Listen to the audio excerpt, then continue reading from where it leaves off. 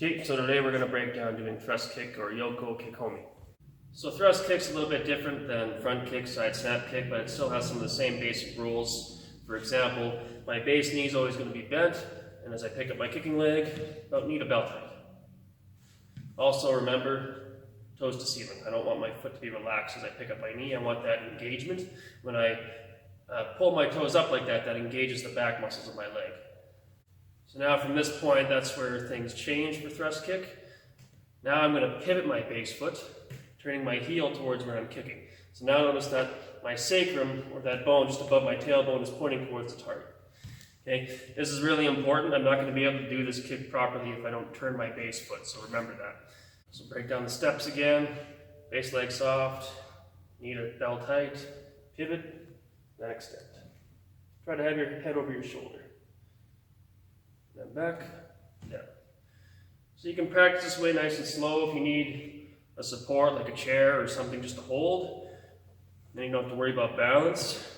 You can practice the kick. Pivot the foot, then extend the leg.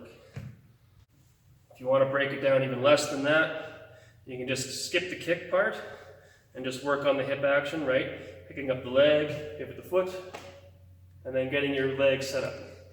So you can try practicing just stationary like that, holding a bar or a chair, pick up the foot, turn the base foot, extend. Okay? Or you can try it without the bar, work on your balance. So remember, we still have hikite when we kick, but it's not going to be like fist to hip. It's going to be more elbow to body. This is how we should think of hikite, elbow. Connect to your center. Okay, so I'm here, keep that connection, breathe, then back. Keeping your eyes over your shoulders. Once you're more confident, you can try moving a little bit with your kick. So starting from Kibidachi stance, hands up, eyes to the target, step across, back leg come up, pivot, kick. Or I can try from front stance even, to my position, bring your knee up just like a front kick, and I continue turning my base foot and go into that thrust kick. One more time from here. So I'm stepping, then hip. So just another couple quick tips to help you kind of get the idea for this kick. You really got to focus on your pelvis area or hip area. So if you know what your pelvis looks like, you can imagine the front area, it's kind of like a big bowl. So if it's full of water, I'm basically just going to dump the water out when I kick, right?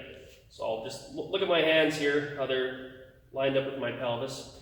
When I come up, the bowl is still full of water, but as I turn now, I dump the contents out. So you really want to have a feeling of your hips being nice and open. You're not binding them or doing anything to hurt your joints or be uncomfortable. So have that feeling of just nice and open. That's how your kick should feel. Pay really close attention to your form as well. A lot of times we go to do this kick, right? And my head's way down here.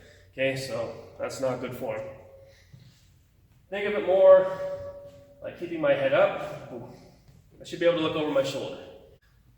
Also keep in mind with this kick that with snap kick and thrust kick, there's a little bit of a difference, right? When I do a front snap kick or a side snap kick, I'm creating a shocking energy, right? So I want to use my breath to emphasize that shock when I do front. Breath. Okay? Different with thrust kick, it's more of a longer piercing energy like a punch, right? I don't go when I punch, right?